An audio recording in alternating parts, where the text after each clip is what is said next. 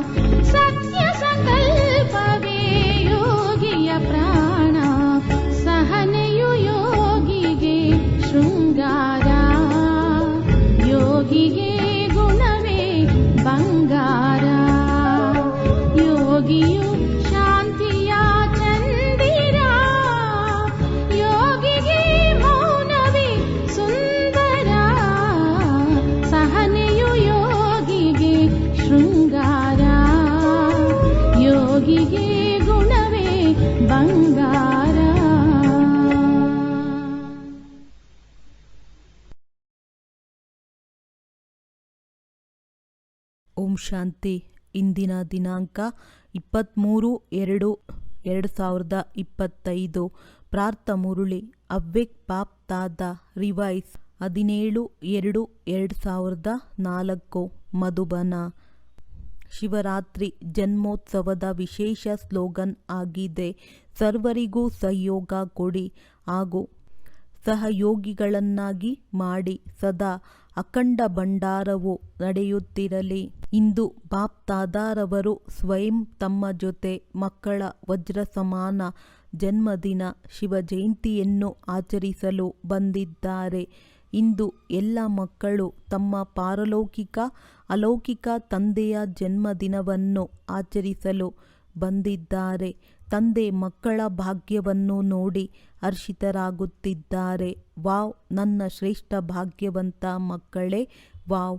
ತಂದೆಯ ಜೊತೆಗೆ ವಿಶ್ವದ ಅಂಧಕಾರವನ್ನು ಅಳಿಸಲು ಅವತರಿತರಾಗಿದ್ದೀರಿ. ಇಡೀ ಕಲ್ಪದಲ್ಲಿ ಇಂತಹ ಜನ್ಮದಿನವು ಯಾರದ್ದೂ ಆಗಲು ಸಾಧ್ಯವಿಲ್ಲ.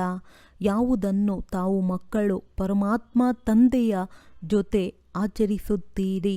ಈ ಅಲೌಕಿಕ ಅತಿ ಭಿನ್ನ ಅತಿ ಪ್ರಿಯ ಜನ್ಮದಿನವನ್ನು ಭಕ್ತಾತ್ಮಗಳು ಸಹ ಆಚರಿಸುತ್ತಾರೆ. ಆದರೆ ತಾವು ಮಕ್ಕಳು ಮಿಲನ ಮಾಡುತ್ತೀರಿ ಹಾಗೂ ಭಕ್ತಾತ್ಮರು ಕೇವಲ ಮಹಿಮೆಯನ್ನು ಆಡುತ್ತಿರುತ್ತಾರೆ, ಮಹಿಮೆಯನ್ನು ಆಡುತ್ತಾರೆ, ಕೂಗುತ್ತಾರೆ. ಬಾಪ್ ದಾದಾ ಭಕ್ತರ ಮಹಿಮೆ ಹಾಗೂ ಕೂಗನ್ನು ಕೇಳಿ ಅವರಿಗೂ ನಂಬರ್ವಾರ್ ಭಾವನೆಯ ಫಲವನ್ನು ಕೊಡುತ್ತಾರೆ. ಆದರೆ ಭಕ್ತರು ಹಾಗೂ ಮಕ್ಕಳು ಇವರಿಬ್ಬರಲ್ಲಿ ಮಹಾನ್ ಅಂತರವಿದೆ. ತಾವು ಮಾಡಿರುವ ಶ್ರೇಷ್ಠ ಕರ್ಮ ಶ್ರೇಷ್ಠ ಭಾಗ್ಯದ ನೆನಪಾರ್ಥವನ್ನು ಬಹಳ ಚೆನ್ನಾಗಿ ಆಚರಿಸುತ್ತಾರೆ. ಆದ್ದರಿಂದ ಬಾಪ್ ದಾದಾ ಭಕ್ತರ ಭಕ್ತಿಯ ಲೀಲೆಯನ್ನು ನೋಡಿ ಅವರಿಗೂ ಸಹ ಶುಭಾಶಯಗಳನ್ನು ಕೊಡುತ್ತಾರೆ. ಏಕೆಂದರೆ ನೆನಪಿನಾರ್ಥವನ್ನು ಬಹಳ ಚೆನ್ನಾಗಿ ಕಾಪಿ ಮಾಡಿದ್ದಾರೆ. ಅವರೂ ಸಹ ಈ ದಿನದಂದು ಅವರು ಸ್ವಲ್ಪ ಸಮಯಕ್ಕೆ ಅಲ್ಪ ಕಾಲದ ಆಹಾರ ಪಾನೀಯ ಹಾಗೂ ಶುದ್ಧತೆಗಾಗಿ ವ್ರತ ಕೈಗೊಳ್ಳುತ್ತಾರೆ. ತಾವು ವ್ರತವನ್ನು ಕೈಗೊಳ್ಳುತ್ತೀರಿ. ಸಂಪೂರ್ಣ ಪವಿತ್ರತೆ, ಅದರಲ್ಲಿ ಆಹಾರ ವ್ಯವಹಾರ ವಚನ ಕರ್ಮ ಪೂರ್ಣ ಜನ್ಮಕ್ಕಾಗಿ ವ್ರತ ಕೈಗೊಳ್ಳುತ್ತೀರಿ. ಎಲ್ಲಿಯ ತನಕ ಸಂಗಮದ ಜೀವನವನ್ನು ನಡೆಸಬೇಕೋ ಅಲ್ಲಿಯ ತನಕ ಮನ ವಚನ ಕರ್ಮದಲ್ಲಿ ಪವಿತ್ರರಾಗಲೇಬೇಕು. ಕೇವಲ ಆಗಬಾರದು, ಆದರೆ ಅನ್ಯರನ್ನು ಮಾಡಬೇಕು. ಅಂದ ಮೇಲೆ ನೋಡಿ, ಭಕ್ತರ ಬುದ್ಧಿಯೂ ಕಡಿಮೆ ಏನಿಲ್ಲ. ನೆನಪಾರ್ಥವನ್ನು ಬಹಳ ಚೆನ್ನಾಗಿ ಕಾಪಿ ಮಾಡಿದ್ದಾರೆ. ತಾವೆಲ್ಲರೂ ಎಲ್ಲರ ವ್ಯರ್ಥವನ್ನು ಸಮರ್ಪಣೆ ಮಾಡಿ ಸಮರ್ಥರಾಗಿದ್ದೀರಿ. ಅಂದರೆ ತಮ್ಮ ಅಪವಿತ್ರ ಜೀವನವನ್ನು ಸಮರ್ಪಣೆ ಮಾಡಿದ್ದೀರಿ. ತಮ್ಮ ಸಮರ್ಪಣತೆಯ ನೆನಪಾಗಿ ಅವರು ಬಲಿ ಕೊಡುತ್ತಾರೆ. ಆದರೆ ಸ್ವಯಂವನ್ನು ಬಲಿ ಕೊಡುವುದಿಲ್ಲ, ಕುರಿಯನ್ನು ಬಲಿ ಕೊಡುತ್ತಾರೆ. ನೋಡಿ ಎಷ್ಟು ಚೆನ್ನಾಗಿ ಕಾಪಿ ಮಾಡಿದ್ದಾರೆ. ಕುರಿಯನ್ನು ಏಕೆ ಬಲಿ ಕೊಡುತ್ತಾರೆ? ಇದರ ಕಾಪಿ ಬಹಳ ಚೆನ್ನಾಗಿ ಮಾಡಿದ್ದಾರೆ. ಕುರಿ ಏನು ಮಾಡುತ್ತದೆ? ಮ್ಯಾ ಮ್ಯಾ ಮ್ಯಾ ನಾನು ಎನ್ನುತ್ತದೆ ಅಲ್ಲವೇ? ಹಾಗೂ ನೀವು ಏನು ಸಮರ್ಪಣೆ ಮಾಡಿದ್ದೀರಿ? ಮೈ ಮೈ ಮೈ ನಾನು ನಾನು ನಾನು ದೇಹಬಾನದ ನನ್ನತನ.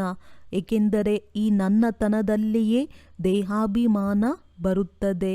ಈ ದೇಹಾಭಿಮಾನವು ಎಲ್ಲ ವಿಕಾರಗಳ ಬೀಜವಾಗಿದೆ.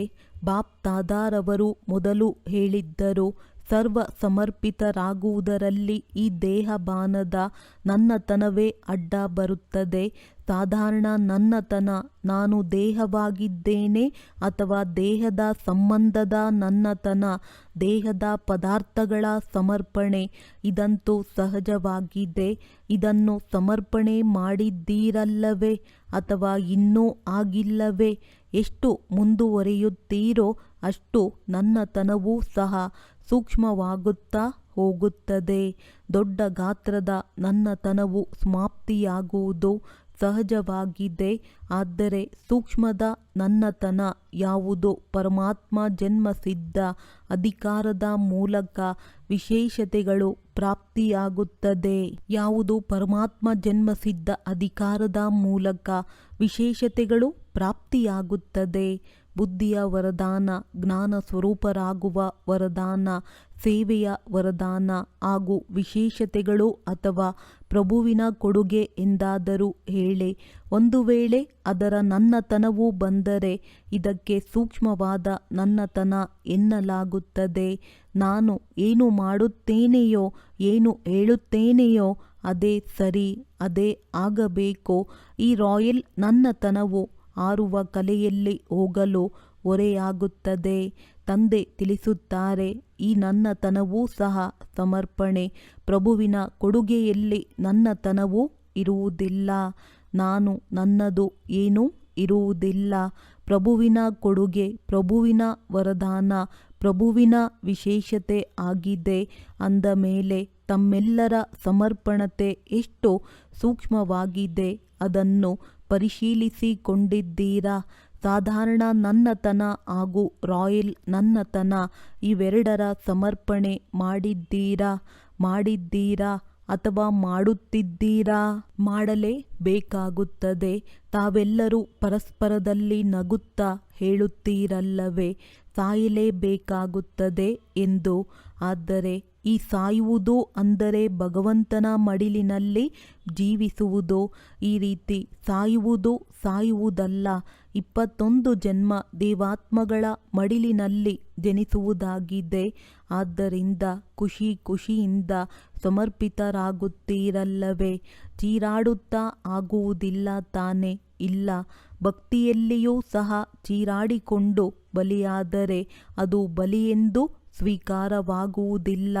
ಯಾರು ಕ್ಷಣಿಕದ ನಾನು ಹಾಗೂ ನನ್ನತನದಲ್ಲಿ ಖುಷಿಯಿಂದ ಸಮರ್ಪಿತರಾಗುತ್ತಾರೆ ಅವರು ಜನ್ಮ ಜನ್ಮದ ಆಸ್ತಿಗೆ ಅಧಿಕಾರಿ ಆಗುತ್ತಾರೆ. ಅಂದ ಮೇಲೆ ಪರಿಶೀಲನೆ ಮಾಡಿಕೊಳ್ಳಬೇಕು. ವ್ಯರ್ಥ ಸಂಕಲ್ಪ, ವ್ಯರ್ಥ ವಚನ, ವ್ಯರ್ಥ ನಡವಳಿಕೆಯ ಪರಿವರ್ತನೆ ಮಾಡಿಕೊಳ್ಳುವುದರಲ್ಲಿ ಖುಷಿಯಿಂದ ಪರಿವರ್ತನೆ ಮಾಡಿಕೊಳ್ಳುತ್ತೀರೋ ಅಥವಾ ಬೇಸರದಿಂದಲೋ? ಪ್ರೀತಿಯಲ್ಲಿ ಪರಿವರ್ತನೆ ಆಗುತ್ತೀರೋ ಅಥವಾ ಶ್ರಮದಿಂದ ಪರಿವರ್ತನೆ ಆಗುತ್ತೀರೋ? ಯಾವಾಗ ತಾವು ಎಲ್ಲ ಮಕ್ಕಳು ಜನ್ಮ ಪಡೆಯುತ್ತಿದ್ದಂತೆಯೇ ತಮ್ಮ ಜೀವನದ ಕರ್ತವ್ಯ ಇದನ್ನೇ ಮಾಡಿಕೊಂಡಿದ್ದೀರಿ. ವಿಶ್ವ ಪರಿವರ್ತನೆ ಮಾಡುವಂತಹ ವಿಶ್ವ ಪರಿವರ್ತಕರು. ಇದು ತಾವೆಲ್ಲ ಬ್ರಾಹ್ಮಣರ ಜನ್ಮದ ಕರ್ತವ್ಯವಲ್ಲವೇ? ಅದು ಪಕ್ಕಾ ಆಗಿದ್ದರೆ ಕೈ ಅಲುಗಾಡಿಸಿ ಬಾವುಟ ಆಡಿಸುತ್ತಿದ್ದಾರೆ. ಬಹಳ ಒಳ್ಳೆಯದು. ಇಂದು ಧ್ವಜಗಳ ದಿನವಾಗಿದೆಯಲ್ಲವೇ? ಬಹಳ ಒಳ್ಳೆಯದು. ಆದರೆ ಹಾಗೆಯೇ ಧ್ವಜವನ್ನು ಆಡಿಸಬಾರದು. ಈ ರೀತಿ ಧ್ವಜವನ್ನು ಆಡಿಸುವುದು ಬಹಳ ಸಹಜವಾಗಿದೆ. ಮನಸ್ಸನ್ನು ಆಡಿಸಬೇಕು, ಮನಸ್ಸನ್ನು ಪರಿವರ್ತನೆ ಮಾಡಬೇಕು. ಧೈರ್ಯಶಾಲಿಗಳು ತಾನೇ? ಧೈರ್ಯವಿದೆಯೇ? ಬಹಳ ಧೈರ್ಯವಿದೆ. ಒಳ್ಳೆಯದು. ಬಾಪ್ ದಾದಾ ಒಂದು ಖುಷಿಯ ಸಮಾಚಾರದ ಮಾತನ್ನು ನೋಡಿದರು. ಅದು ಯಾವುದು ತಿಳಿದುಕೊಂಡಿದ್ದೀರಿ? ಬಾಪ್ ದಾದಾರವರು ಈ ವರ್ಷಕ್ಕಾಗಿ ವಿಶೇಷ ಉಡುಗೊರೆಯನ್ನು ಕೊಟ್ಟಿದ್ದರು. ಈ ವರ್ಷ ಒಂದು ವೇಳೆ ಸ್ವಲ್ಪ ಧೈರ್ಯವಿಟ್ಟುಕೊಂಡರೂ ಯಾವುದೇ ಕಾರ್ಯದಲ್ಲಿ, ಅದು ಬಲೆ ಸ್ವಪರಿವರ್ತನೆಯ ಕಾರ್ಯದಲ್ಲಿ ಅಥವಾ ವಿಶ್ವದ ಸೇವೆಯಲ್ಲಿ ಒಂದು ವೇಳೆ ಧೈರ್ಯದಿಂದ ಮಾಡಿದ್ದೇ ಆದರೆ ಹೆಚ್ಚು ಸಹಯೋಗ ಸಿಗುವ ವರದಾನ ಸಿಕ್ಕಿದೆ. ಅಂದ ಮೇಲೆ ಬಾಪ್ ದಾದಾರವರು ಖುಷಿಯ ಯಾವ ಸಮಾಚಾರ ಅಥವಾ ದೃಶ್ಯ ಏನು ನೋಡಿದರು? ಈ ಬಾರಿ ಶಿವಜಯಂತಿಯ ಸೇವೆಯಲ್ಲಿ 4 ಕಡೆ ಬಹಳ ಚೆನ್ನಾಗಿ ಧೈರ್ಯ ಹಾಗೂ ಉಮಂಗ ಉತ್ಸಾಹದಿಂದ ಮುಂದುವರಿಯುತ್ತಿದ್ದಾರೆ. ಬಲೆ ಚಪ್ಪಾಳೆ ಹೊಡೆಯಿರಿ. ಸದಾ ಈ ರೀತಿ ಚಪ್ಪಾಳೆ ಹೊಡೆಯುತ್ತೀರೋ ಅಥವಾ ಶಿವರಾತ್ರಿಯಲ್ಲಿಯೋ ಸದಾ ಹೊಡೆಯುತ್ತಿರಬೇಕೋ? ಒಳ್ಳೆಯದು. 4 ಕಡೆಯಿಂದ ಮಧುಬನಕ್ಕೆ ಸಮಾಚಾರ ಬರೆಯುತ್ತಾರೆ ಹಾಗೂ ಬಾಪ್ ದಾದಾರವರು ವತನದಲ್ಲಿಯೇ ನೋಡುತ್ತಾರೆ. ಉಮಂಗ ಬಹಳ ಚೆನ್ನಾಗಿ ಹಾಗೂ ಯೋಜನೆಯೂ ಸಹ ಬಹಳ ಚೆನ್ನಾಗಿ ಮಾಡಿದ್ದೀರಿ. ಅದೇ ರೀತಿ ಸೇವೆಯಲ್ಲಿ ಉಮಂಗ ಹಾಗೂ ಉತ್ಸಾಹವು ವಿಶ್ವದ ಆತ್ಮಗಳಲ್ಲಿ ಉಮಂಗ ಉತ್ಸಾಹವನ್ನು ಹೆಚ್ಚಿಸುತ್ತದೆ. ನೋಡಿ, ನಿಮಿತ್ತದಾದಿಯವರು ಚಮತ್ಕಾರ ಮಾಡಿದ್ದಾರಲ್ಲವೇ? ಫಲಿತಾಂಶ ಚೆನ್ನಾಗಿದೆ. ಆದ್ದರಿಂದ ಬಾಪ್ ದಾದಾ ಈಗ ಒಂದೊಂದು ಸೇವಾ ಕೇಂದ್ರದ ಹೆಸರನ್ನು ಹೇಳುವುದಿಲ್ಲ, ಆದರೆ ವಿಶೇಷವಾಗಿ ಎಲ್ಲ ಕಡೆಯ ಸೇವೆಯ ಫಲಿತಾಂಶದ ಪ್ರತಿಯೊಬ್ಬ ಸೇವಾದಾರಿ ಮಗುವಿನ ವಿಶೇಷತೆ ಹಾಗೂ ಹೆಸರನ್ನು ತೆಗೆದುಕೊಂಡು ಬಾಪ್ ದಾದಾ ಪದಮಾಪದಂ ಶುಭಾಶಯಗಳನ್ನು ಕೊಡುತ್ತಿದ್ದಾರೆ. ಮಕ್ಕಳು ತಮ್ಮ ತಮ್ಮ ಸ್ಥಾನವನ್ನು ನೋಡುತ್ತಾ ಖುಷಿಯಾಗುತ್ತಿದ್ದೀರಿ. ವಿದೇಶದಲ್ಲಿಯೂ ಸಹ ಖುಷಿ ಆಗುತ್ತಿದ್ದಾರೆ, ಏಕೆಂದರೆ ತಾವೆಲ್ಲರೂ ವಿಶ್ವದ ಆತ್ಮಗಳಿಗೆ ಇಷ್ಟದೇವಿ ಹಾಗೂ ಇಷ್ಟದೇವತೆಗಳಲ್ಲವೇ? ಬಾಪ್ ದಾದಾ ಯಾವಾಗ ಮಕ್ಕಳ ಸಭೆಯನ್ನು ನೋಡುತ್ತಾರೆಯೋ ಆಗ 3 ರೂಪದಿಂದ ನೋಡುತ್ತಾರೆ. ವರ್ತಮಾನ ಸ್ವರಾಜ್ಯಾಧಿಕಾರಿ, ಈಗಲೂ ರಾಜರಾಗಿದ್ದೀರಿ. ಲೌಕಿಕದಲ್ಲಿಯೂ ಸಹ ತಂದೆ ಮಕ್ಕಳಿಗೆ ತನ್ನ ರಾಜ ಮಗು ಎಂದು ಹೇಳುತ್ತಾರೆ.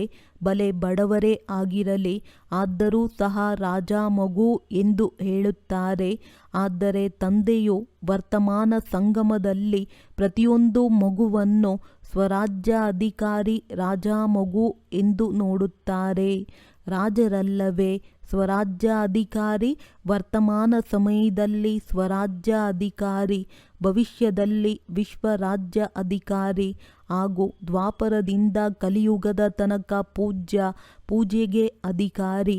ಈ 3 ರೂಪಗಳಲ್ಲಿ ಪ್ರತಿಯೊಂದು ಮಗುವನ್ನು ಬಾಪ್ ದಾದಾರವರು ನೋಡುತ್ತಿದ್ದಾರೆ. ಸಾಧಾರಣವಾಗಿ ನೋಡುವುದಿಲ್ಲ. ತಾವು ಹೇಗೆ ಇರಬಹುದು, ಆದರೆ ಬಾಪ್ ದಾದಾ ಪ್ರತಿಯೊಂದು ಮಗುವನ್ನು ಸ್ವರಾಜ್ಯ ಅಧಿಕಾರಿ ಮಗು ಎಂದು ನೋಡುತ್ತೇವೆ. ರಾಜಯೋಗಿಗಳಲ್ಲವೇ? ಯಾರಾದರೂ ಇದರಲ್ಲಿ ಪ್ರಜಾಯೋಗಿಗಳು ಇದ್ದೀರೇನೋ? ಪ್ರಜಾಯೋಗಿಗಳು ಇದ್ದಾರೆಯೇ? ಇಲ್ಲ, ಎಲ್ಲರೂ ರಾಜಯೋಗಿಗಳು. ರಾಜಯೋಗಿಗಳೆಂದರೆ ರಾಜ. ಅಂತಹ ಸ್ವರಾಜ್ಯ ಅಧಿಕಾರಿ ಮಕ್ಕಳ ಜನ್ಮದಿನವನ್ನು ಆಚರಿಸಲು ಸ್ವಯಂ ತಂದೆ ಬಂದಿದ್ದಾರೆ. ನೋಡಿ, ತಾವು ಡಬಲ್ ವಿದೇಶಿಗಳು. ವಿದೇಶದಿಂದ ಜನ್ಮದಿನವನ್ನು ಆಚರಿಸಲು ಬಂದಿದ್ದೀರಿ. ಡಬಲ್ ವಿದೇಶಿಗಳು ಕೈ ಎತ್ತಿ. ಎಲ್ಲದಕ್ಕಿಂತ ದೂರ ದೇಶ ಯಾವುದೋ? ಅಮೆರಿಕ ಅಥವಾ ಅದಕ್ಕಿಂತಲೂ ದೂರವಿದೆಯೋ?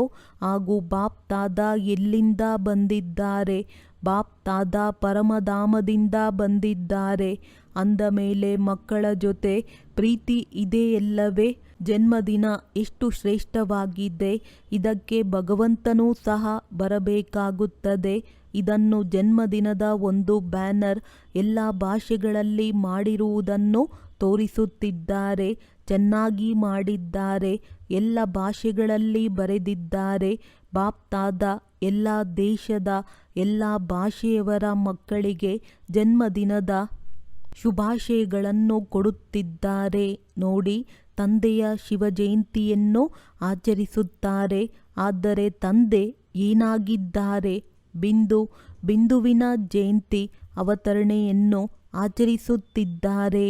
ಎಲ್ಲರಿಗಿಂತ ವಜ್ರ ಸಮಾನವಾಗಿರುವ ಜಯಂತಿ ಯಾರದ್ದು? ಬಿಂದುವಿನ ಜಯಂತಿ. ಅಂದ ಮೇಲೆ ಬಿಂದುವಿಗೆ ಎಷ್ಟು ಮಹಿಮೆ ಇದೆ. ಆದ್ದರಿಂದಲೇ ಬಾಪ್ ದಾದಾರವರು 3 ಬಿಂದುವನ್ನು ಸದಾ ನೆನಪಿಟ್ಟುಕೊಳ್ಳಿ ಎಂದು ಹೇಳುತ್ತಿರುತ್ತಾರೆ. 8ರ ಸಂಖ್ಯೆ 7ರ ಸಂಖ್ಯೆಯನ್ನು ಬರೆಯುವುದು ಕಷ್ಟವಾಗುತ್ತದೆ. ಆದರೆ ಬಿಂದುವನ್ನಿಡುವುದು ಎಷ್ಟು ಸಹಜವಾಗಿದೆ. 3 ಬಿಂದುಗಳನ್ನು ಸದಾ ನೆನಪಿಟ್ಟುಕೊಳ್ಳಿ. 3ನ್ನು ಚೆನ್ನಾಗಿ ತಿಳಿದುಕೊಂಡಿದ್ದೀರಲ್ಲವೇ? ತಾವು ಬಿಂದು, ತಂದೆಯೂ ಸಹ ಬಿಂದುವಿನ ಮಕ್ಕಳು ಬಿಂದುವಾಗಿದ್ದೀರಿ. ಕರ್ಮದಲ್ಲಿ ಬಂದಾಗ ಈ ಸೃಷ್ಟಿಯ ಮೇಲೆ ಕರ್ಮವನ್ನು ಮಾಡಲು ಬಂದಿದ್ದೀರಿ. ಇದು ಸೃಷ್ಟಿ ನಾಟಕವಾಗಿದೆ. ಈ ನಾಟಕದಲ್ಲಿ ಯಾವುದೆಲ್ಲ ಕರ್ಮವನ್ನು ಮಾಡಿದ್ದೀರೋ ಅದು ಕಳೆದು ಹೋಯಿತು. ಅದಕ್ಕೆ ಪೂರ್ಣ ವಿರಾಮವನ್ನು ಹಾಕಿ. ಅಂದ ಮೇಲೆ ಈ ಪೂರ್ಣ ವಿರಾಮವು ಏನಾಗಿದೆ? ಬಿಂದು. ಆದ್ದರಿಂದ 3 ಬಿಂದುವನ್ನು ಸದಾ ನೆನಪಿಟ್ಟುಕೊಳ್ಳಿ.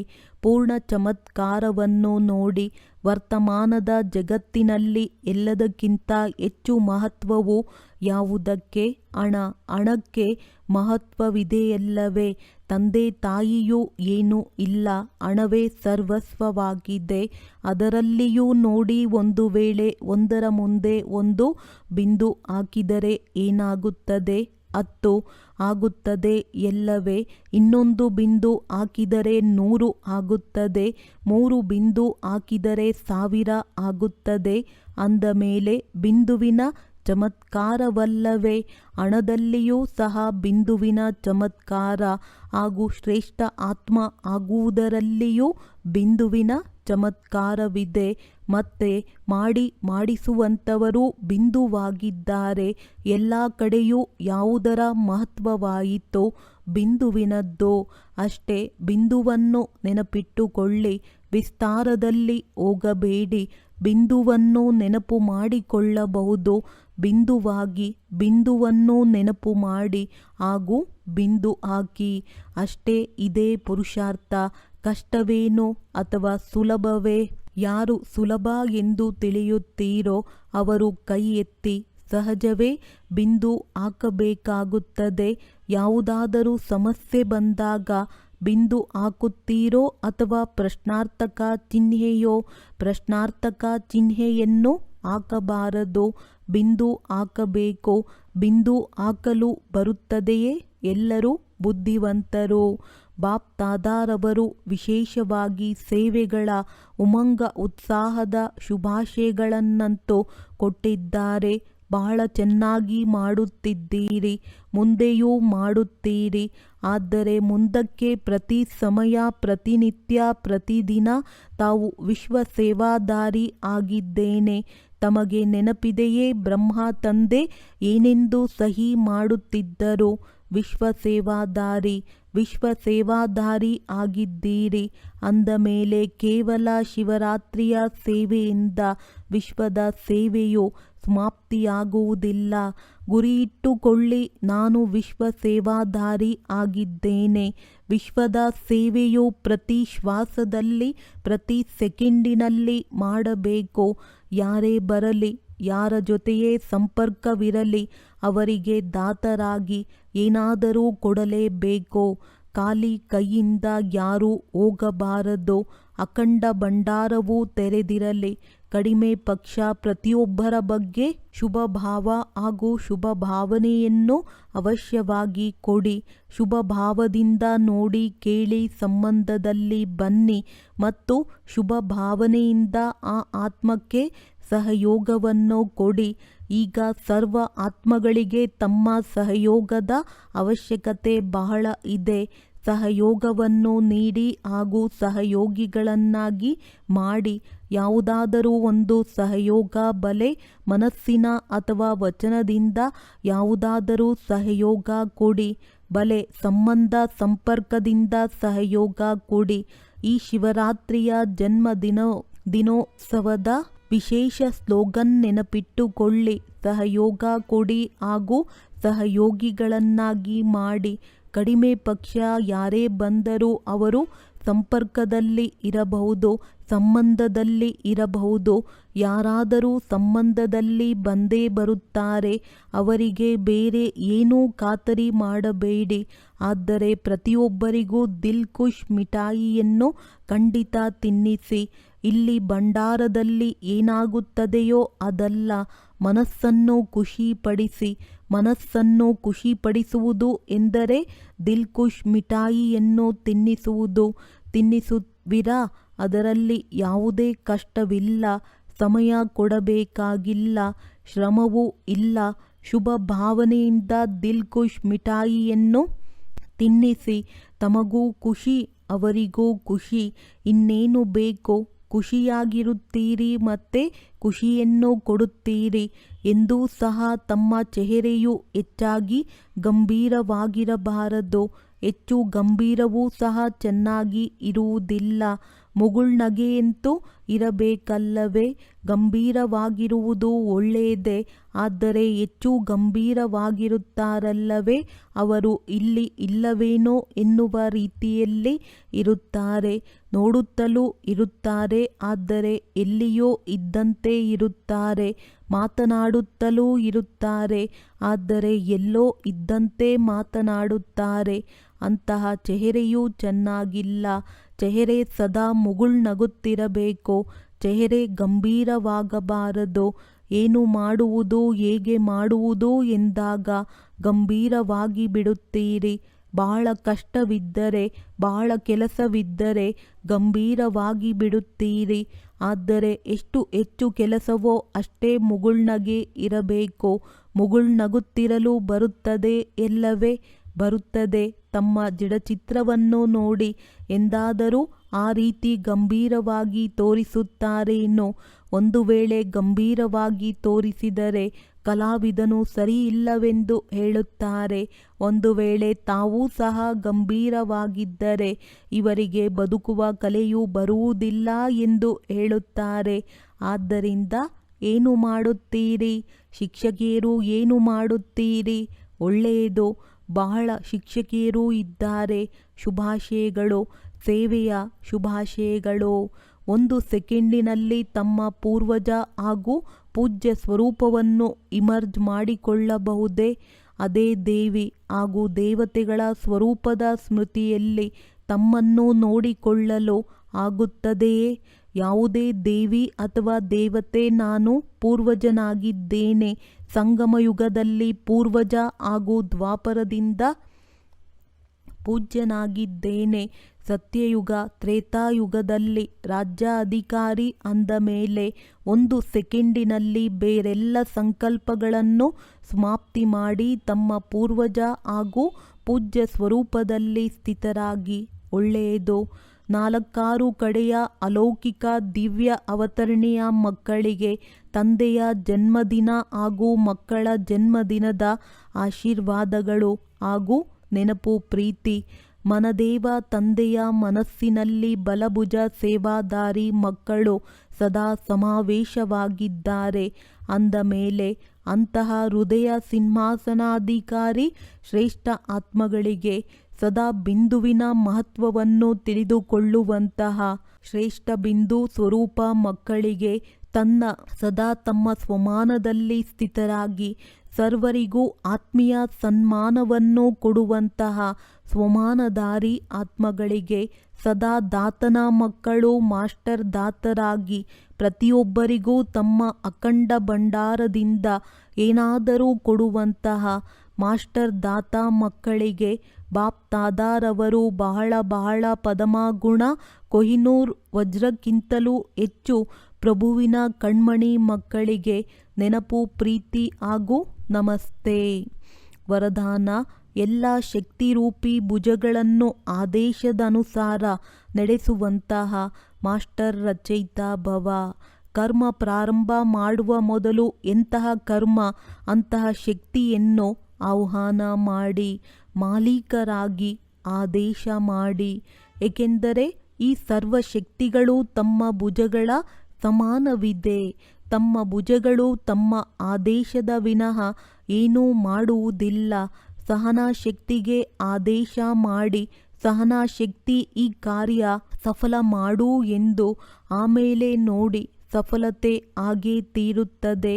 ಆದರೆ ನೀವು ಆದೇಶ ನೀಡುವ ಬದಲು ಭಯ ಬೀಳುವಿರಿ. ಮಾಡಲು ಸಾಧ್ಯವೋ ಇಲ್ಲವೋ ಎಂದು ಈ ಪ್ರಕಾರದ ಭಯ ಇದ್ದಲ್ಲಿ ಆದೇಶ ನಡೆಯುವುದಿಲ್ಲ. ಆದ್ದರಿಂದ ಮಾಸ್ಟರ್ ರಚಯಿತ ಆಗಿ ಎಲ್ಲ ಶಕ್ತಿಗಳನ್ನು ಆದೇಶದ ಪ್ರಮಾಣ ನಡೆಸಲು ನಿರ್ಭಯರಾಗಿ. ಸ್ಲೋಗನ್. ಆಶ್ರಯದಾತ ತಂದೆಯನ್ನು ಪ್ರತ್ಯಕ್ಷ ಮಾಡಿ ಎಲ್ಲರಿಗೂ ಸುಖ ಶಾಂತಿಯ ಅನುಭೂತಿ ಮಾಡಿಸಿ. ಅವ್ಯಕ್ತ ಸೂಚನೆ. ಏಕಾಂತ ಪ್ರಿಯರಾಗಿ ಏಕತೆ ಮತ್ತು ಏಕಾಗ್ರತೆಯನ್ನು ತಮ್ಮದಾಗಿಸಿಕೊಳ್ಳಿ. ಹೇಗೆ ಯಾವುದೇ ಸಂಶೋಧಕ ಯಾವುದೇ ಸಂಶೋಧನೆ ಮಾಡುವುದಕ್ಕೆ ಏಕಾಂತದಲ್ಲಿರುತ್ತಾರೆ ಅಂದಾಗ ಇಲ್ಲಿಯ ಏಕಾಂತ ಅರ್ಥಾತ್ ಒಬ್ಬನ ಅಂತ್ಯದಲ್ಲಿ ಮುಳುಗುವುದು. ಹೊರಗಡೆಯ ಆಕರ್ಷಣೆಗಳಿಂದ ಏಕಾಂತ ಬೇಕಾಗಿದೆ.